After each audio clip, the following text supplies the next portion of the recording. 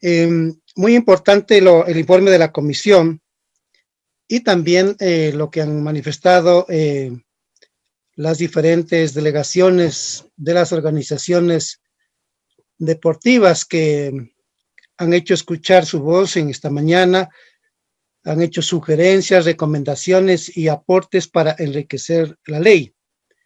A mí me parece que la presencia de ellos es muy válida porque son los miembros que están participando, integrando, liderando a las instituciones que ellos representan.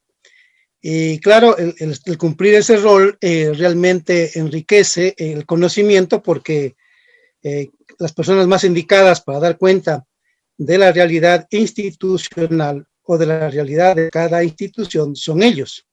Entonces, a mí me parece correcta la recomendación que han hecho ya algunos señores asambleístas de que el criterio, la voz, la recomendación o la sugerencia que han formulado los distintos dirigentes y deportistas en esta mañana sean recogidas en la ley.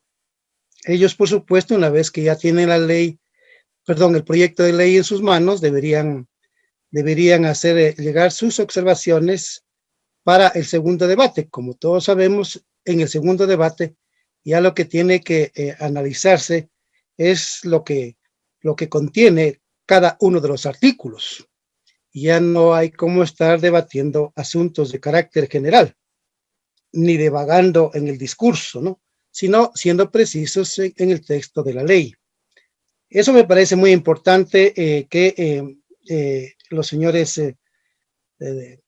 dirigentes y deportistas que han participado en esta sesión y que otros a lo mejor también quieren hacerlo, deberían hacer llegar por escrito sus observaciones.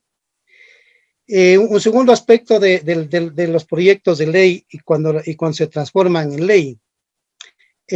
Hay leyes que ha aprobado la Asamblea Nacional y hay proyectos de ley que están en trámite que tienen una cantidad excesiva de artículos. Y la Asamblea Nacional no tiene una comisión para hacer seguimiento del cumplimiento de la ley, para evaluar la ley, para hacer un informe si en verdad las leyes que aprueba la Asamblea Nacional se cumplen al 100%.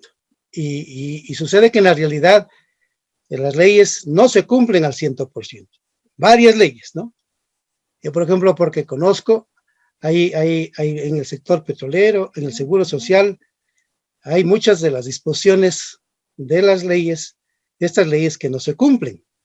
Y claro, como la Asamblea Nacional no hace un seguimiento, no hace una evaluación del cumplimiento de la ley, realmente desconoce si ésta se cumple, ¿no?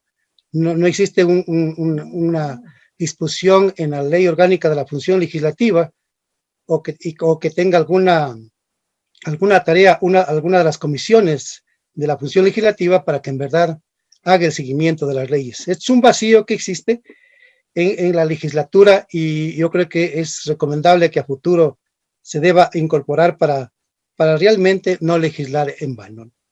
Eso me parece, hago yo como criterio dentro de mi participación. Pero hay un asunto que a mí me llama mucho la atención. Cuando se está discutiendo una ley, cuando se está trabajando en un proyecto de ley. Y de hecho, en un proyecto de ley hay un amplio capítulo sobre la parte económica, sobre el financiamiento. Y aquí se ha puesto mucho énfasis en el financiamiento, ¿ya? Y que el Estado debe darse financiamiento. Y entonces, cuando me pongo a pensar sobre la crisis de las finanzas públicas que hoy en día enfrenta el Estado ecuatoriano, que enfrenta el gobierno, que enfrenta el país, y yo me pregunto de dónde saldrán los recursos, de dónde van a salir los recursos para financiar esa carga económica o ese financiamiento que con justicia la gente pide. Si el año pasado, por ejemplo, como ustedes saben, para cerrar el presupuesto, el gobierno nacional tuvo que acudir a un nuevo endeudamiento público ante el Fondo Monetario Internacional, el Banco Mundial y el Banco Interamericano de Desarrollo para poder sostener el presupuesto a diciembre del año 2020. Que si no tenía esos créditos, el gobierno no tenía cómo financiar el presupuesto del último trimestre del año 2020.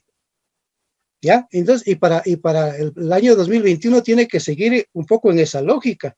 Y el Ecuador y el Estado tiene una deuda pública de 63 mil millones de dólares hoy en día.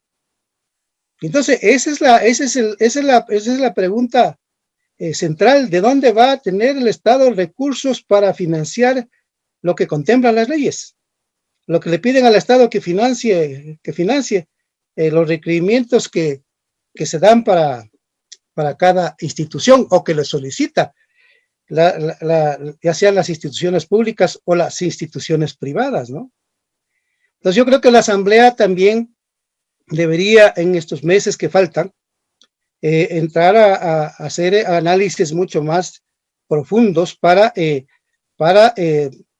dar, por ejemplo, un respaldo a los proyectos de ley que se hacen ley y que salen de la Asamblea Nacional, también para el gobierno y también para el nuevo gobierno que viene a partir de mayo, ¿no? Del 24 de mayo del presente año. Y yo sí creo que la Asamblea, y el país, ¿no? Y el Estado, los gobiernos, se van a ver obligados y tienen que estar obligados a hacer cambios del manejo de la política económica, a reestructurar la economía, a efectos de que estos proyectos de ley, que seguramente se van a hacer ley, tengan financiamiento. Porque imagínense, yo he escuchado hoy en la mañana con detenimiento las intervenciones de los señores invitados y también de los señores legisladores. Pero yo, como recomendación humilde, sencilla, al Parlamento, uno estando en el Parlamento, decir, ¿y de dónde habrán los recursos para financiar este proyecto de ley? Uno siempre tiene que preguntarse, ¿no?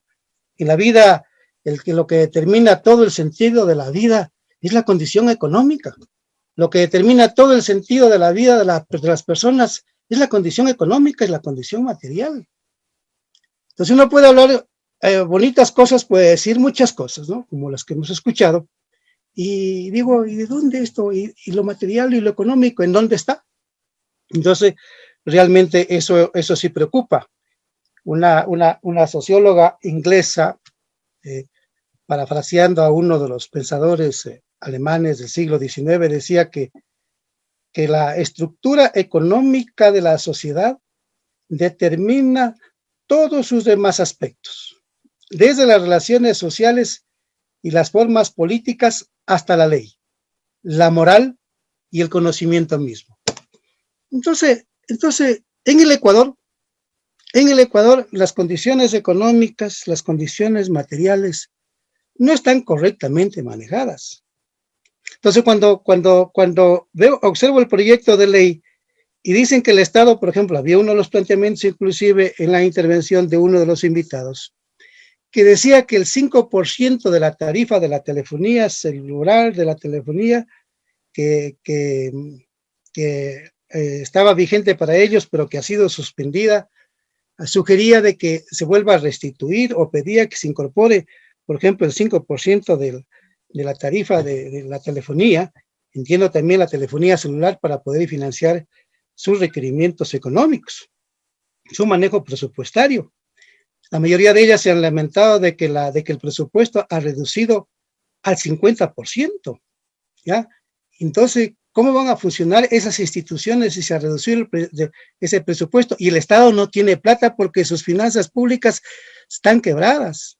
Las finanzas públicas del Estado ecuatoriano están quebradas. Entonces, señores asambleístas, yo diría que el aporte que se le puede dar al Ecuador es plantearle al gobierno, plantearle al Estado, a que haga cambios en el manejo de la política económica, especialmente la economía de la explotación de los recursos naturales no renovables. Yo creo que si se hace cambios allí, pueden contar este proyecto de ley y otros proyectos de ley pueden contar con el financiamiento, que es fundamental en cada una de las instituciones, pueden contar con los recursos para financiar sus presupuestos y el Estado puede contar con recursos para financiar el presupuesto y para atender las demandas que le formulan, ya sea instituciones públicas o instituciones privadas como las que hoy estamos tratando. Una de ellas, por ejemplo, es el tema del manejo de la política económica del área petrolera o de la economía petrolera. ¿Cómo ha de ser justo que tengamos que pagar costos de producción de $38, de $41, de Asambleísta $58? Llanes, le pido por favor, si tan amable, vaya concluyendo con su intervención. Yo lo concluyo. Yo diría que mi recomendación es, señor presidente, para concluir, es que se tiene que hacer una reestructura de la economía, de la explotación de los recursos no renovables, porque si no hacemos allí los cambios, el Estado no va a tener recursos ni siquiera para manejar su presupuesto, peor para atender demandas económicas como las que constan en este proyecto de ley. Y concluyo, esa reestructura económica tiene que ser en el área petrolera, en el área minera y en el área de la telefonía celular. Señor presidente y señores legisladores, gracias a ustedes. La intervención del asambleísta nacional Henry Llanes. Hasta el momento, 10 participantes